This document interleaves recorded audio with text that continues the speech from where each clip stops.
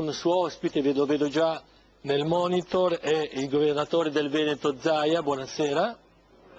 Buonasera, buonasera. Da Roma invece abbiamo Pierluigi Petrini, leghista della prima ora, già capogruppo alla Camera per la Lega, anche poi vicepresidente della Camera. Buonasera Petrini. Buonasera. E poi qui in studio Gigi Moncalvo, giornalista, già direttore della Padania. Buonasera, buonasera a tutti. E Roberto Bioccio, sociologo ed esperto di Lega, docente all'Università Milano Bicocca. Partirei subito da Bergamo, perché so che poi il governatore Zaia ci deve lasciare, per chiedergli se la serata di questa sera può essere letta come un'investitura per Maroni nuovo segretario, e questo nuovo segretario riuscirebbe ad essere veramente il segretario di tutti i leghisti.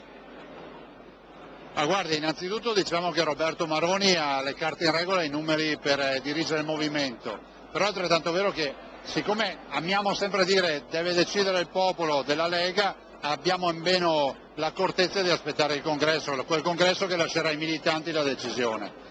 Detto questo dico che è stata una bella serata, una serata gremita di persone come non mai, migliaia di persone, e direi che ne è venuto fuori l'essenza che si fa pulizia e chi ha sbagliato dovrà pagare.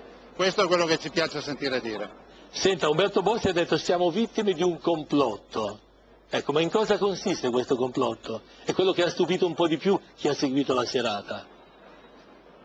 Guardi, non lo chieda a me perché io non ho letto neanche una riga di tutte le carte che stanno girando, anche perché in Veneto ho 152.000 disoccupati ai quali voglio pensare prima di tutto. Dico semplicemente che forse una piccola considerazione la si può fare, con noi non sono stati usati i guanti di velluto, del resto è anche vero, chiediamo rigore, è stato applicato rigore. Saremmo gli apripista di questo nuovo filone di inchieste, l'importante è chiuderle subito velocemente, fare chiarezza e ricordare al mondo intero che la Lega dei sindaci, dei presidenti di regione, di provincia, dei consiglieri non ha nulla a che vedere con quello che è accaduto.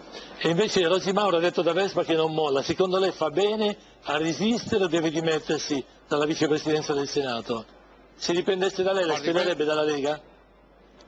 Guardi, queste sono decisioni che aspettano i singoli, ognuno decide secondo propria coscienza, secondo cosa pensa di avere fatto o non avere fatto di fare. Certo è che poi ci sarà il Consiglio federale che prenderà delle determinazioni in merito. Non glielo so dire perché poi io non sono nella stanza dei bottoni, faccio l'amministratore e ci tengo a sottolineare che non ho altre velleità. Va bene, grazie al governatore del Veneto Zaia. Buonasera. Buonasera, Andrei da Flavio Tosi, sindaco di Verona. Anche con lui vorrei parlare di Maroni perché